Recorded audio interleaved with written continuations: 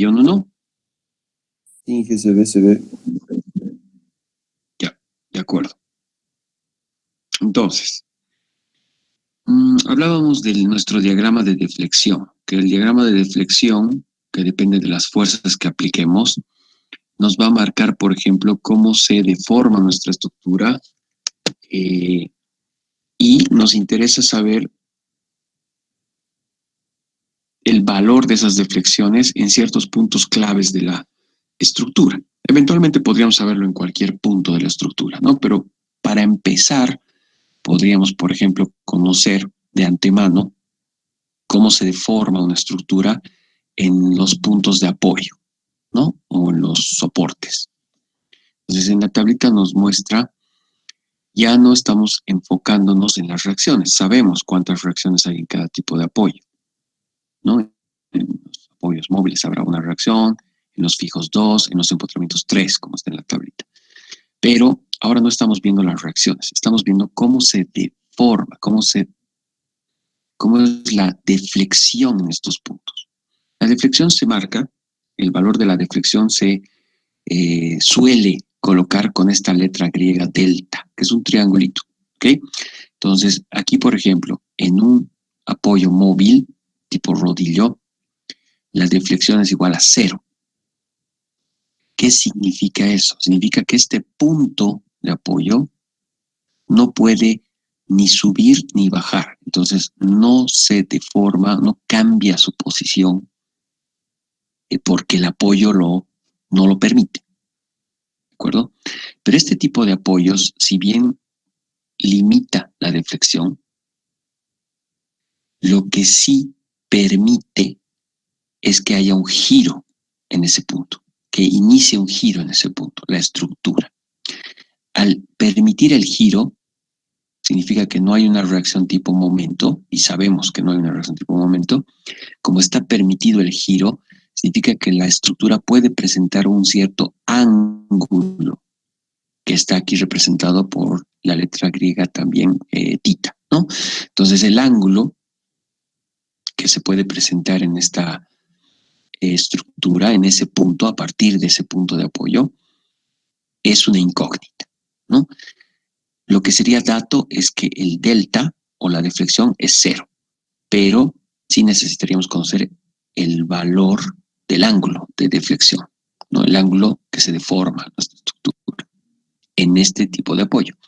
¿Qué pasa en los apoyos fijos? En los apoyos fijos, al igual que los móviles, nuestro delta también es 0. ¿Okay? Nuestro delta también es 0. O sea, el apoyo no deja que la estructura se mueva ni hacia arriba ni hacia abajo. Algo que es importante, en el primer tipo de apoyo que es móvil, podría haber un movimiento horizontal, hemos dicho, ¿no? Porque es un apoyo móvil. Pero en este otro, en el apoyo fijo, no va a haber ni horizontal ni vertical. Por eso hay reacciones. Pero algo que sí se parece entre el móvil y el fijo es que sí el apoyo fijo también permite que haya un giro de la estructura, ¿no? Entonces aplicamos una carga y lo primero que va a hacer la estructura es girar en estos dos tipos de apoyo. Entonces vamos a tener una incógnita que es el ángulo de giro. ¿Cuánto ha girado la estructura en ese punto? ¿Qué pasa en los apoyos empotrados? En los apoyos empotrados, el delta es 0, que no me permite ni movimiento horizontal ni vertical, es fijo el punto, pero además ya la diferencia con los otros dos apoyos es que la deflexión angular o el ángulo tita también es 0. Este tipo de apoyos no permite girar a la estructura, entonces no se deforma angularmente, ¿no? Sino que es 0. Ese es un apoyo empotrado. Es importante también, por ejemplo, estos son apoyos, estos tres típicos apoyos son apoyos que vamos a encontrar en vigas, por ejemplo, ¿no? Y en algunos pórticos en las bases, sobre todo, ¿no? En los apoyos que van sobre la tierra. Pero en los marcos o pórticos, además de estos tres tipos de apoyos, vamos a tener las uniones. ¿Qué uniones? Las articulaciones o uniones rígidas, dependiendo cómo está armada nuestra estructura. Cuando nos encontremos con una unión rígida, un vértice rígido. Y recuerdan, hemos visto este tipo de ejemplos en los marcos o pórticos que no tienen uniones de articulación, son articulaciones lo más rígidas posible. ¿Qué sucede en esos puntos? Ahí sí va a haber un desplazamiento seguramente delta con algún valor, ¿no? Ahí no es cero el delta, puede moverse, de hecho se va a mover, dependiendo de si la carga es horizontal o es vertical, se va a mover el punto original de la estructura, se va a deformar, pero hay una particularidad, una propiedad que nos va a facilitar algunos análisis en las uniones rígidas, y es el hecho del ángulo de rotación. En estas tipos de uniones o juntas, cuando sometamos a una carga, el mismo ángulo que gire o rote el elemento, por ejemplo, en este ejemplo, horizontal, se va a repetir ese mismo ángulo en el elemento vertical, ¿no? Entonces, el ángulo θ que está girando nuestra viga, si quieren verlo así, también se va a repetir y va a girar el mismo ángulo nuestro elemento de columna en ese punto. Entonces, como la unión es muy rígida, es decir, es una unión muy fuerte, no importa que giremos o la columna o la viga, el otro elemento va a girar la misma magnitud. Entonces, es una propiedad que nos va a servir. El desplazamiento angular va a ser similar en los dos elementos. Se van a transmitir de uno a otro. ¿Qué pasa en las uniones tipo articulación? En las uniones tipo articulación,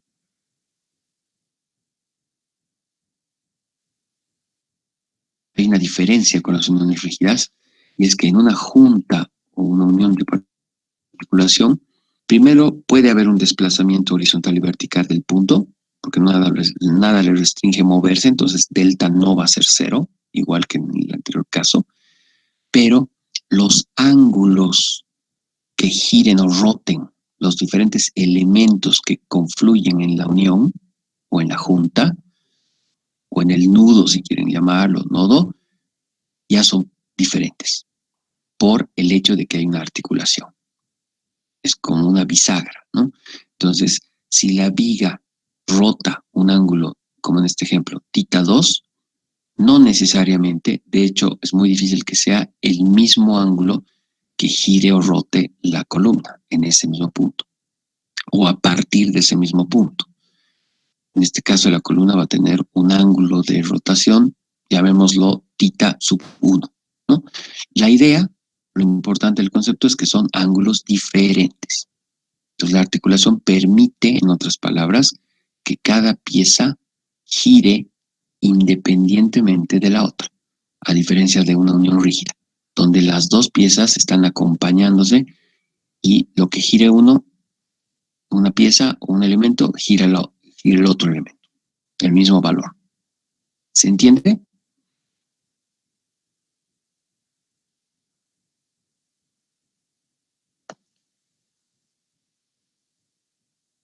Sí, dice chill. Sí. Ya. Repásenlo eso, es muy importante porque eso se va a usar en cualquier método que apliquemos para hallar deflexiones. O sea, estas son como condiciones de borde, ¿no? Son como condiciones en puntos específicos, especiales, importantes, que son los apoyos, o uniones, o juntas.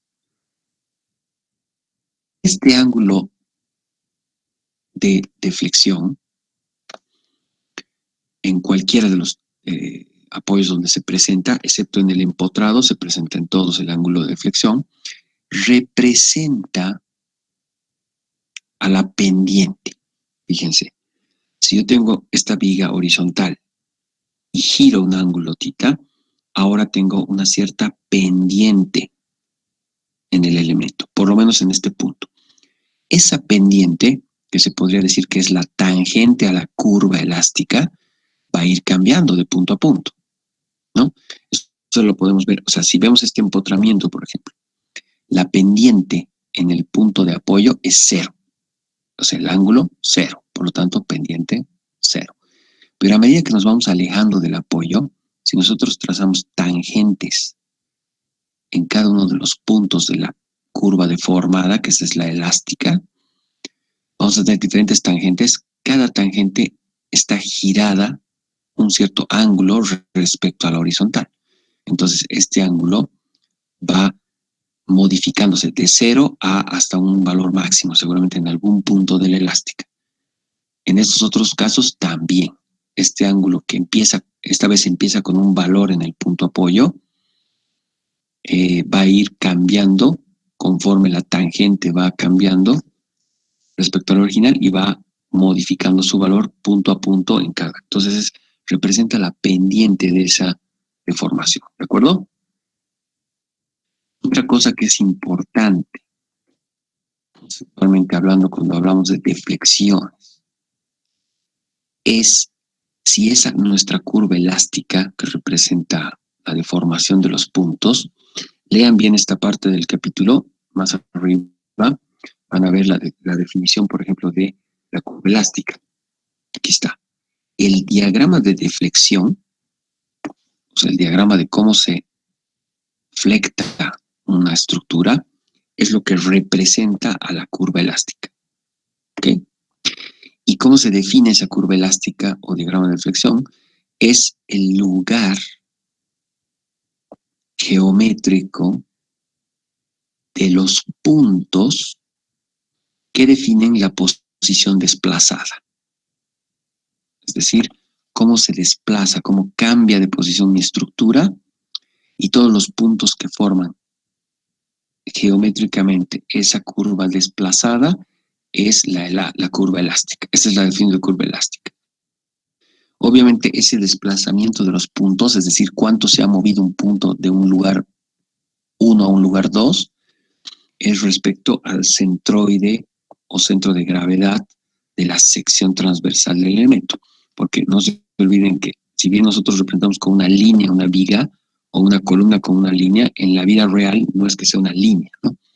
Si se trata de una columna de hormigón armado, seguramente será una sección cuadrada o una rectangular, o incluso una circular, tipo pila. Cuando se trate de una pieza de madera, hablaremos de una sección rectangular, casi seguro, tal vez cuadrada. Cuando se trate de un elemento de acero, ya vamos a estar hablando de otro tipo de secciones, de un perfil C, de un perfil L, de un perfil I, de un perfil H, de un perfil M, muchas denominaciones en aceros, ¿no? Para los perfiles, las secciones transversales. Y cada sección tiene un distinto centroide o centro de gravedad. Entonces, respecto al centro de gravedad o centroide de la sección que estamos hablando, es que representamos esta línea como si fuese el eje de esa pieza, ¿no? La parte axial de la pieza. Cómo se mueve ese centro de gravedad, cómo se desplaza de un punto 1 a un punto 2, es lo que representa la elástica, ¿no? Ese es el lugar geométrico de esos puntos desplazados. ¿Alguna duda o pregunta de eso?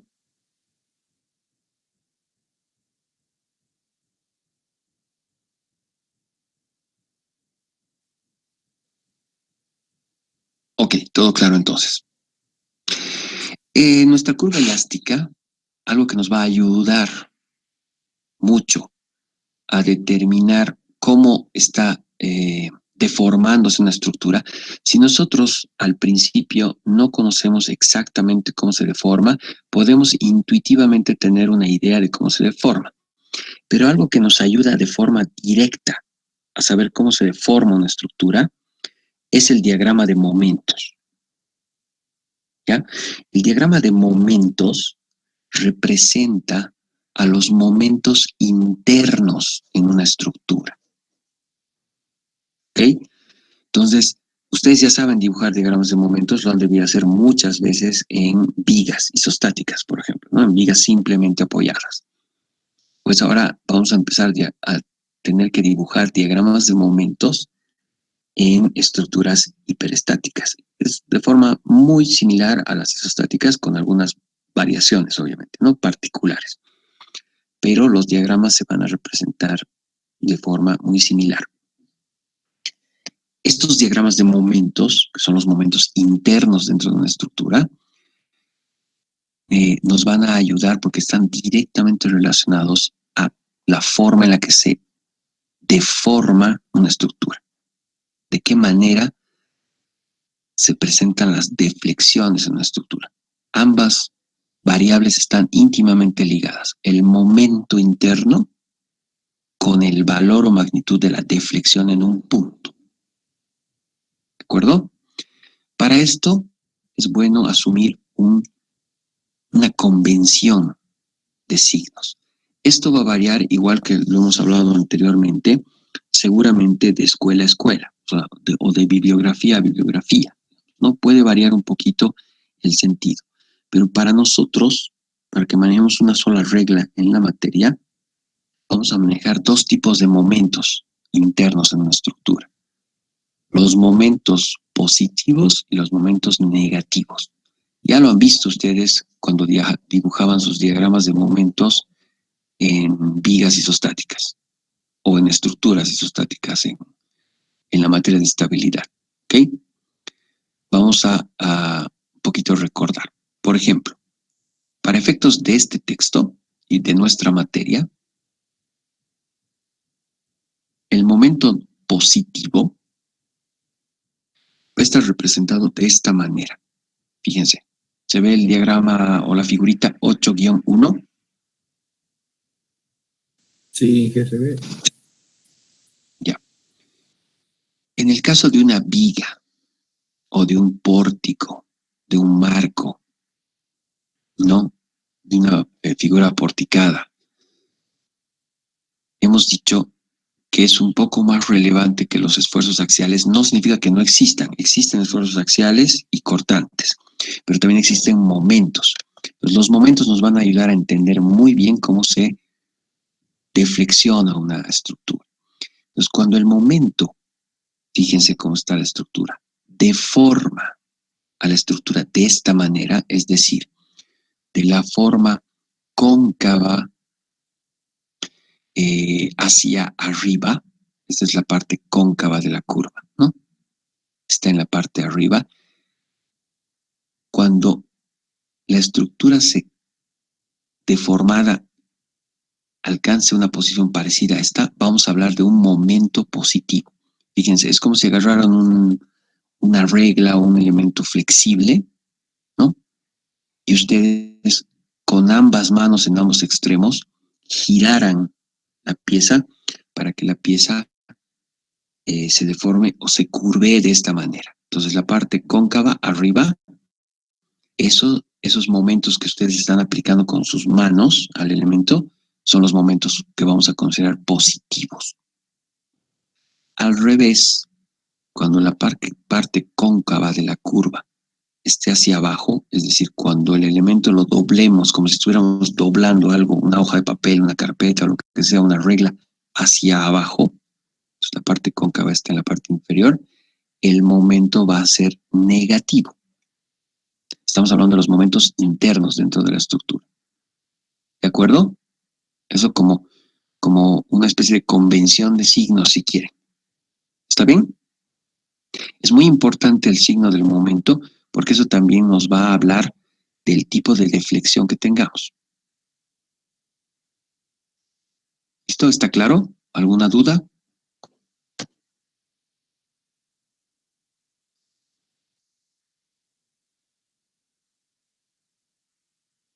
Bien, entonces, veremos cómo sería el ejemplo en una viga, por ejemplo.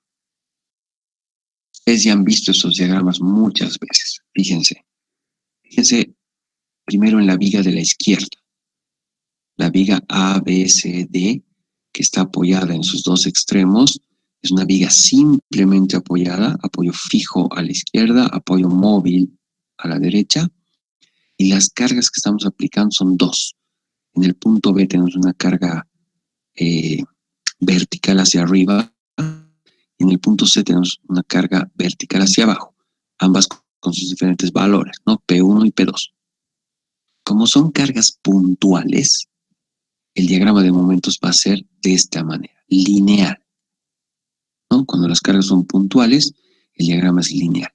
En una viga simplemente apoyada, sabemos que tenemos el momento cero en cada apoyo, es decir, que nuestro diagrama parte del cero, es un apoyo fijo, por eso es cero el momento, y va a adquirir un momento máximo justo a la altura donde estamos aplicando la primera carga vertical. Es un primer momento importante, ¿no? Otro momento importante es cuando está aplicada la otra carga. Por supuesto que el diagrama va a tener un momento positivo y un momento negativo. ¿Cómo será el primer valor máximo del momento? El de la izquierda. Cuando aplicamos una carga, como dice acá, con valor P2 y la carga es vertical en el punto B, aplicada en el punto B. ¿Cómo está deformando nuestra viga? ¿Cómo se deformaría nuestra viga en ese punto? ¿Dónde estaría el lado cóncavo?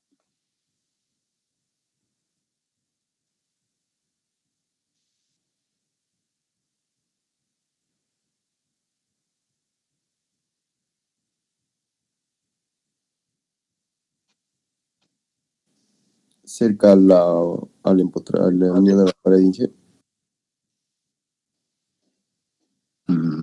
Sí, pero hemos hablado de dos posiciones de la parte cóncava. ¿Cómo está con respecto a nuestra convención de signos de momentos? Sería negativo, Inge. ¿Por qué negativo? Porque la fuerza está yendo hacia arriba. Ya, entonces, ¿cómo dobla la pieza? Iría hacia abajo. Exacto. Si vemos nuestra convención de signos, fíjense, se ve, ¿no? La convención a la izquierda, a la derecha del texto. El momento sería negativo, fíjense. Fíjense cómo se doblaría la pieza de forma coherente y lógica con esta fuerza hacia arriba. La viga en esa parte se deformaría como un arco en este sentido. Es decir, este momento de acá va a ser, el momento interno en la pieza va a ser negativo para nosotros. Todo lo contrario del punto C en la viga. La carga esta vez está hacia abajo. Entonces, ¿cómo deforma nuestra viga? Como el momento que se ve aquí arriba. Es un momento positivo. La parte cóncava hacia arriba. Entonces, el signo del momento en este diagrama aquí va a ser positivo. ¿Se entiende eso?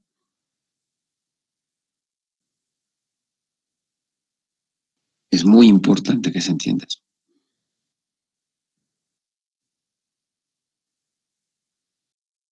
Ese diagrama de momentos totalmente responde a esta deformación. Esta curva que se ve aquí es la curva elástica o la curva de deflexión. Tiene varios nombres, ¿no? Curva de deflexión o curva elástica. La curva elástica de esta viga, si nosotros la cargamos como está en el ejemplo, es decir, con esas dos fuerzas verticales, la curva elástica va a ser esta. Y si se fijan, tiene una relación directa con los momentos, fíjense. Aquí hay un momento negativo máximo en este punto, por lo tanto, ese momento negativo, fíjense cómo está actuando en la viga. Hacia abajo, en ambos extremos, ¿no? Y curveando la viga de forma cóncava hacia abajo. En este otro lado, hay un momento positivo, está curveando la viga con la parte cóncava hacia arriba. Ese es un momento positivo. Entonces tiene una directa relación el diagrama de momentos con la elástica o curva de deflexión. Hay otro detalle que ya conocíamos. ¿Qué pasaba cuando se formaba un momento cero? Fíjense. Cuando estamos pasando de un momento negativo con el mayor valor a un momento positivo con el mayor valor con una recta, podemos fácilmente conocer la ubicación de este punto por triángulos, ¿no? Este punto donde el momento vale cero, no es ni positivo ni negativo, tiene que corresponder exactamente a un punto de inflexión en nuestra curva elástica. Nuestra curva elástica cambia de estar arqueada hacia arriba, empieza a estar arqueada hacia abajo, justo en el punto de inflexión. El punto de inflexión marca los dos tipos de curvaturas, a la izquierda del punto de inflexión y a la derecha del punto de inflexión. Y eso ya lo sabíamos. Cuando hay un punto de inflexión, hay un momento nulo, es decir, un momento cero.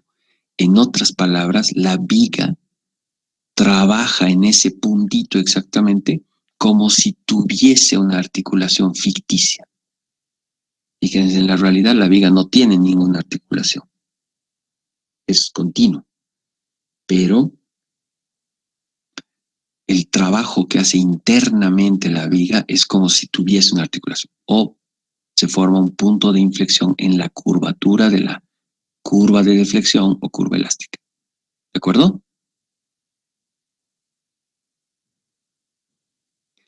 De forma similar, vamos a tener este otro ejemplo, por ejemplo, de la derecha. Tenemos una viga, esta vez está empotrada en el extremo izquierdo, y fíjense, está aquí en este caso prácticamente libre en el extremo derecho, o sea, solamente está empotrada a la izquierda. Tenemos dos cargas igual verticales, una hacia arriba, una hacia abajo, y que provocan momentos también, ¿no? ¿Con qué diferencia? En un empotramiento, la reacción, hay una reacción tipo momento. Entonces, el diagrama de momentos tiene que representarse con el valor de esa reacción primero, que no parte en cero como una viga isostática. O sea, como una viga, perdón, simplemente apoyada. Esta también es isostática, pero solo está empotrada en un extremo, es isostática igual. Pero en esta isostática, por el empotramiento, ya el diagrama no parte de cero, parte con un valor. El valor de este diagrama de momentos corresponde al valor de la reacción en ese punto. La reacción tipo momento. Luego vamos a llegar a un momento máximo justo en el lugar donde se aplica la fuerza, la carga puntual, en este caso P1, ¿no? Entonces el diagrama de momentos va a tener esa forma. Y luego cero en esta otra, a la altura de esta otra carga. Entonces, el diagrama de momentos.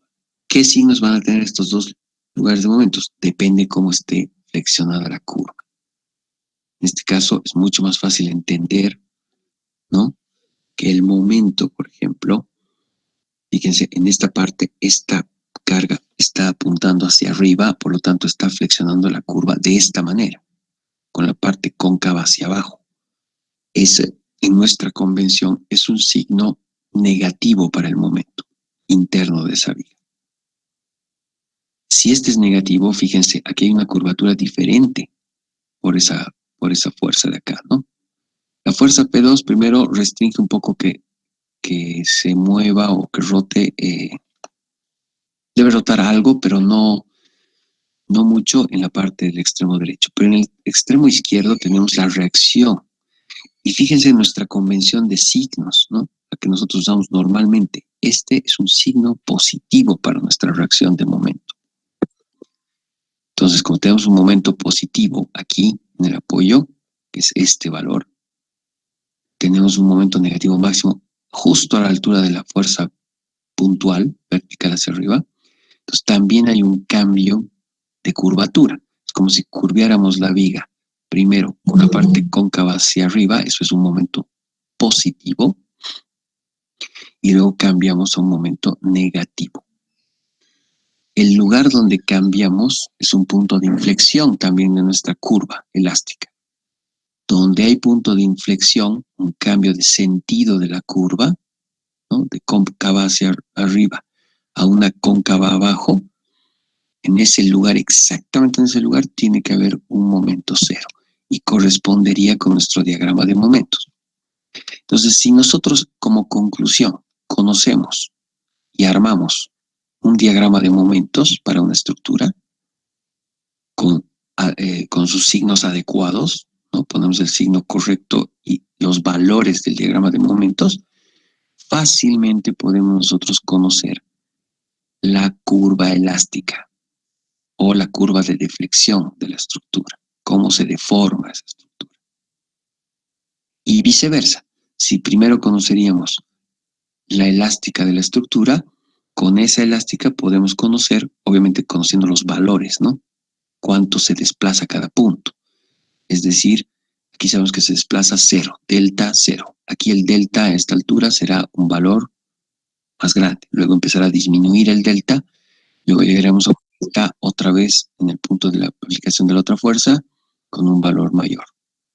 Entonces, esta variación de los deltas corresponde a la variación de los momentos en esos mismos puntos. ¿Qué otra cosa varía aparte de la deflexión delta? Que hemos dicho que hay presente de forma tangente en cada punto de la curva elástica.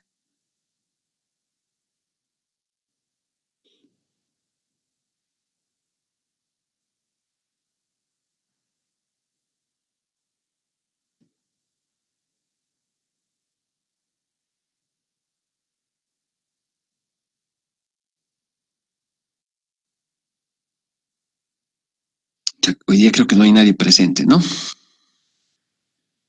Ya, de acuerdo. Estamos sin que solo que realmente no sé la respuesta. Espero que repasen y lean porque eso va a entrar en el examen. ¿Ok? Entonces, aparte de la deflexión, del valor de la deflexión, lo otro que va variando en cada punto de la curva, obviamente es la pendiente de la curva, que es representada por el ángulo tita. Entonces tenemos un ángulo tita al empezar y luego va cambiando hasta un ángulo 0 en la parte superior, luego va rotando la pendiente en el otro sentido hasta un valor 0 también en esta parte. ¿Ok? Entonces hay una relación directa entre el momento en cada punto, el valor del momento en cada punto, el valor de la deflexión delta en cada punto, en ese mismo punto, y el valor de la pendiente de la curva, que es el ángulo tita en cada punto. Entonces, en cualquier estructura están relacionadas las tres variables: momento, deflexión delta y ángulo de rotación tita o pendiente, que es lo mismo. ¿De acuerdo? Eso memorícenselo bien. Nos veremos el día de mañana cuando más gente decida asistir. No voy a tomar lista ahora porque no vale la pena. Como nadie responde, voy a asumir que todos están durmiendo. ¿Listo? Mañana nos vemos entonces a la primera hora y continuamos la clase. Dije, perdón, tenía una consulta. Sí, Jorge. Por ejemplo, en la figura de la izquierda en la viga, Sí. si se empezara a calcular desde el punto A y en el punto B, tomando en cuenta, perdón, en el punto D, tomando en cuenta las cargas en B y en C, ¿qué pasa si no llega a 0? ¿Está directamente mal resuelto? Sí.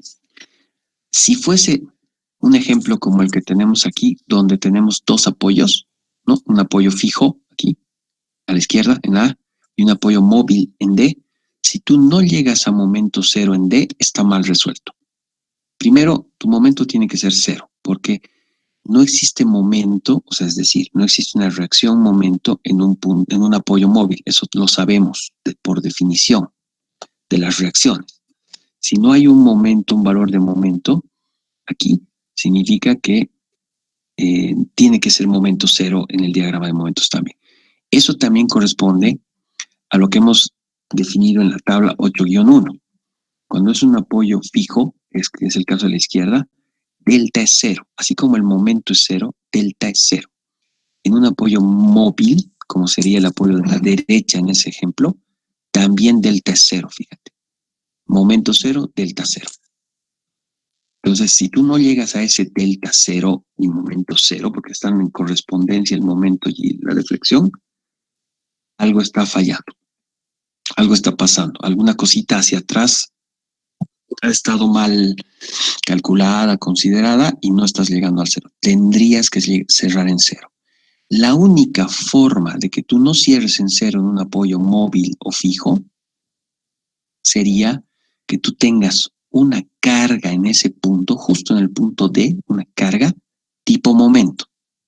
pero una carga externa. ¿Me entiendes?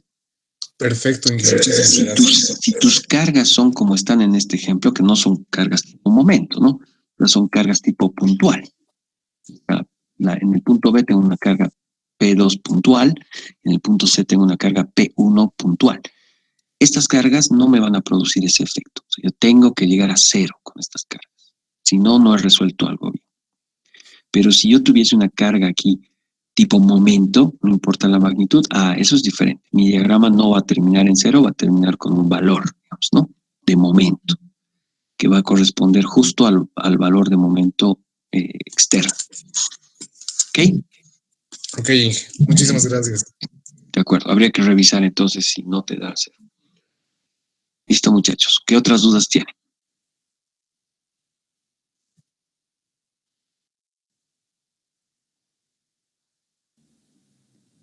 Creo que eso sería todo, Inge. No tengo yo alguna duda ahorita.